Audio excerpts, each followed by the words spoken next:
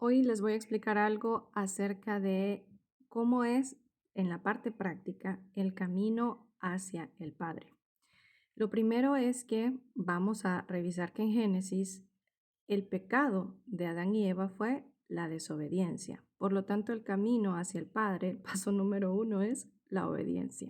En ese camino de la obediencia, nosotros tendemos a dudar de ciertas cosas porque en nuestro razonamiento calculamos que hay cosas que pues no van a resultar como nosotros creemos, pero ahí es donde entra el segundo paso, que es la fe.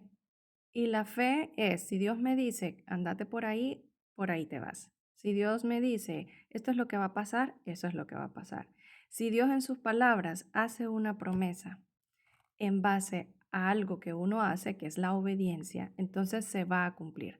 No todo se cumple en el tiempo que uno espera, pero la fe es precisamente esperar en aquello que nosotros no estamos viendo, creer eso que Dios nos ha dicho.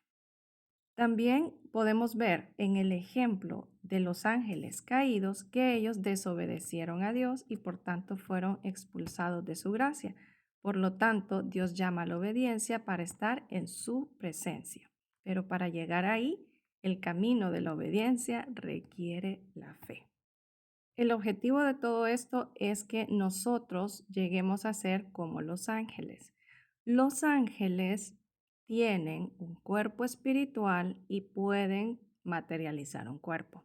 Por eso se dio la mezcla de ángeles caídos con humanos que menciona en Génesis 6, ¿verdad? Que habían gigantes, que los hijos de Dios menciona ahí, que en ese caso son los ángeles, tomaron esposas para sí y desobedecieron a Dios y cayeron a la tierra, pues cayeron.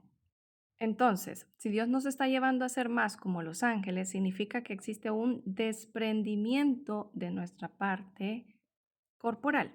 Y el mejor ejemplo de eso fue Cristo en la cruz. Cristo con ese ejemplo de que murió en la cruz, no solamente nos dio la salvación y fue el último sacrificio por el perdón de nuestros pecados, que antes eran los corderos, ¿se acuerdan? Ok, sino que nos dijo, no teman por lo que su cuerpo va a sufrir. Porque cuando Él resucitó, el primero de los resucitados, nos explica que Él también nos resucitará.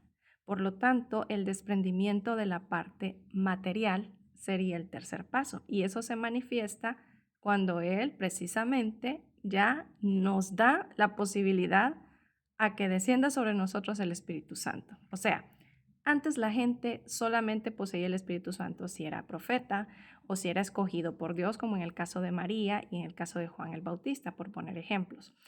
Pero ahora es por la fe en Cristo. Entonces, el siguiente paso que nosotros tenemos es el descenso del Espíritu Santo y eso es por la fe en Cristo. Y el Espíritu Santo nos abre los ojos espirituales, es decir, que nos permite ver el mundo espiritual. Por ende, en ese mundo espiritual no existen seres espirituales que uno no pueda ver. Claro que la apertura de los ojos puede ser gradual, pero así como la fe, que puede ser como un granito de mostaza y puede aumentar. Todos estos dones del Espíritu Santo van en aumento. ¿Qué viene primero? ¿El Espíritu Santo o la fe? Primero viene la fe. Primero viene el creer. El creer y ese creer cuando se va aumentando se convierte en fe. Y esa fe hace que descienda el Espíritu Santo. Entonces, ¿por qué la fe es un don del Espíritu Santo?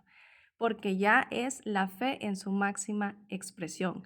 No es una fe de bebé, sino una fe adulta, ¿verdad? No es como un granito de mostaza, sino que es una fe ya más grande, que nos permite realmente encontrarnos y confiar con Dios de manera al 100%. No importa lo que veamos, no importa lo que sentimos, nosotros sabemos que Dios va a cumplir su palabra y esa es la fe. Ahora, el descenso del Espíritu Santo nos lleva a realizar cosas que nosotros normalmente no haríamos. Nos lleva a una obediencia que podemos decir que se sale de la normativa de la sociedad. Nos lleva a tener una lógica que no es lógica para la sociedad, sino que es como todo lo contrario. Por eso dice Pablo que para los que no tienen el Espíritu, todo esto es locura. Ahora, ustedes van a ver que la obediencia es algo que está dentro de Adán y Eva. La fe es algo que nosotros venimos viendo desde la descripción de todas las personas antiguas, o sea, del Antiguo Testamento.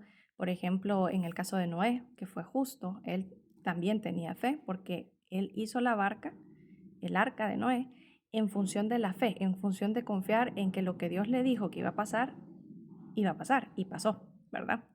Entonces, la obediencia es el primer paso, viene desde siempre, la fe de todos los que siguen a Dios y creen en su palabra, el descenso del Espíritu Santo a partir de Jesucristo para acá, ¿verdad? Disponible para todo el mundo. Ahora, ¿qué sigue entonces? Vamos a entrar a una nueva etapa, porque la gente dice, bueno, ¿por qué hay un milenio? ¿Por qué no vamos de un solo a la Nueva Jerusalén? Porque no estamos preparados para ser como los ángeles, como dijo Jesucristo en la resurrección, que ahí no dice que es la segunda, pero en Juan lo explica. En la resurrección, ¿verdad? Ya serán como los ángeles. Digo, no lo explica en Juan, lo explica en Apocalipsis. Serán como los ángeles. ¿Por qué? Porque ustedes se fijan que en la Nueva Jerusalén ya no hay tierra para cultivar. Todo es de oro, de jaspe, de rubíes y de un montón de materiales que son piedras preciosas. Por lo tanto, nuestro alimento ya no va a ser corporal, lo que nos hace ver que nuestro cuerpo tampoco será corporal. Que nos pudiéramos manifestar en un cuerpo corporal, puede ser que sí, ya que los ángeles también lo pueden hacer, pero nuestro estado natural sería un estado espiritual. Entonces, nos llevan a un camino espiritual de forma gradual. Ahorita, ¿qué es lo que tenemos que hacer nosotros? Obediencia, mantener la obediencia, mantener la fe para que descienda el Espíritu Santo. La gente que ya tiene el Espíritu Santo, mantener la obediencia y mantener la fe. Y hay una última tarea que es encargo para todo el mundo. Y esta tarea o este paso es compartir el Evangelio. ¿Cuál es el Evangelio? Que pues, para salvar tu alma, necesitas creer que Jesucristo se sacrificó, derramó su sangre en la cruz y que por ese sacrificio tus pecados han sido limpios. Y no tienes que entender cómo pasó. Así como es difícil entender que para Moisés ellos quemaban un cordero o quemaban un becerro, lo ofrecían y sus pecados eran perdonados. Yo creo que ellos ni siquiera como Dios lo dijo y así es. Bueno, para nosotros entonces Jesucristo viene a romper ese sacrificio perpetuo y ahora Él, que es la sangre viva, mantiene vigencia de ese sacrificio para todos los que creen. Entonces el cuarto paso es compartir el Evangelio.